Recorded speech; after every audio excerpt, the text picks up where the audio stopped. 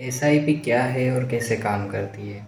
मान लीजिए आपके पास एक गुल्लक है जिसमें आपने पूरे साल में 100 रुपये जमा किए, तो साल के अंत में आपको 100 रुपये मिलना चाहिए। लेकिन एसआईपी एक ऐसा गुल्लक है जो पैसे से पैसे बनाता है, जिसमें अगर आपने 100 रुपये जमा किए हैं साल भर में, तो आपको शायद 110 या 120 रुपये तक भी मिल सकते हैं।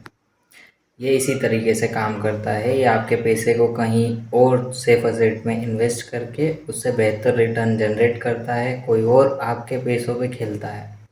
आपको रिस्क नहीं लेना है, आपके पैसों पे रिस्क कोई और लेता है और उससे रिटर्न जनरेट होता है जो आपको मिलता है।